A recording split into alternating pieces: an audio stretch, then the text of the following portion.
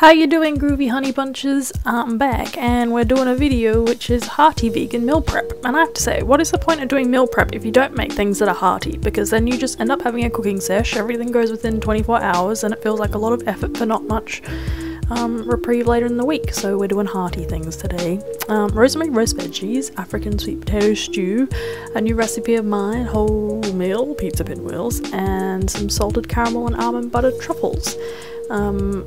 Yes, I do cook a lot and don't necessarily do meal prep. I know it works for some people, have like a big cook up on Sundays, but no, this is what I'm doing today since getting back from a bit of travel and we didn't have much in the fridge.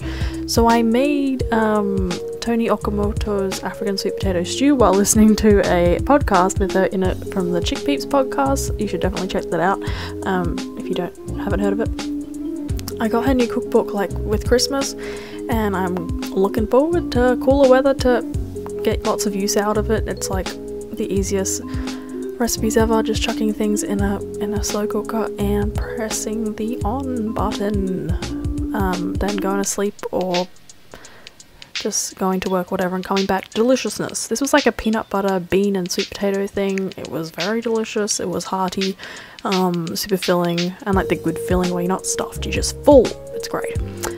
Next thing, so I wanted to make some like pizza scroll things. I need Izzy Hossack, the British blogger, to come. Well, I'll go over there and she can, yeah, really like tell me or teach me how to make good bread, because I just never have success with the foaming yeast, you know, activating it, all that. I need to practice. And to make good sourdough would also be a dream. But I had success. I did this like 3 times, the yeast thing, and I think I didn't kill it by using too cold or hot water. Yeah, these are like scruffy, yeah, scrumptious, as the name suggests, pizza scrolls. So they're not like perfect little immaculate beings. I use wholemeal flour, so they're a bit more filling and, you know, fibrous, all that good stuff. Yeah, and in it I put onion, olives, I used the folio heart, mozzarella, did some nutritional yeast and some like pasta sauce. It would have been better if it was like a pizza sauce, but it didn't really matter. Big surprise there. It actually like rose really well too. Not like incredibly high. Yeah, key details once again. But I think, yeah, you don't want too many of these on hand because like they can go a little, they don't keep as well as maybe some non-bread baked things that you might make. Yeah, that's what they look like. Pretty delicious. You can imagine what they tasted like, and they didn't take that long at all. You're just doing lots of setting and forgetting and not much kneading or anything, so yes, I'll pop that recipe on the blog, honey bunches. Yeah. In Australia, actually I won't tell this story, I'll get on with the next thing. Salted caramel, date and almond butter truffles, minimalist baker recipe. If you watch the Kira Rose videos, especially like the what I ate in the days and things, then you'll know she likes this recipe. And I was like, oh dang, the glitter she was spraying on some heart ones of these that she made recently had me going, yep, I think I'm gonna make them. It's like 3 ingredients, you blend up dates till they look like, well, they look like droppings, poo, I don't know, is that just me?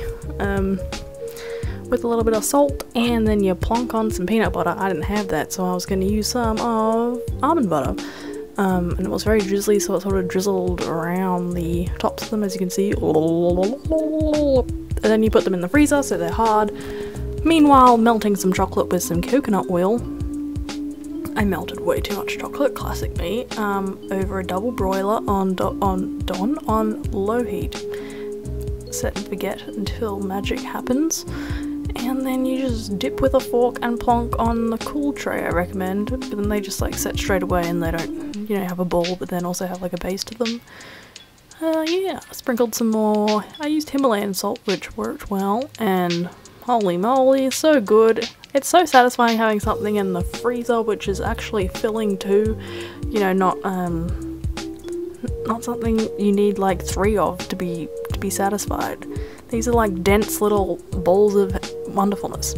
So then I roasted some vegetables. We have potatoes, parsnips, pumpkin, sweet potato, and 2 sprigs of rosemary, which I added to the exteriors, along with some other herbs, which were, and some olive oil, Old Bay seasoning on roast veggies. It's so delicious. Highly recommend if you have access to it. Then I used onion powder, sweet paprika or Hungarian paprika, or just regular paprika, whatever you call it, and some salt and pepper, and crunchiness was achieved.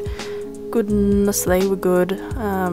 Never underestimate the power of roast veggies to have on hand. They keep really well and always fill you up, and yes, okay, well, that was a great voiceover. Thanks for watching, honey bunches, and I'll see you soon. Bye!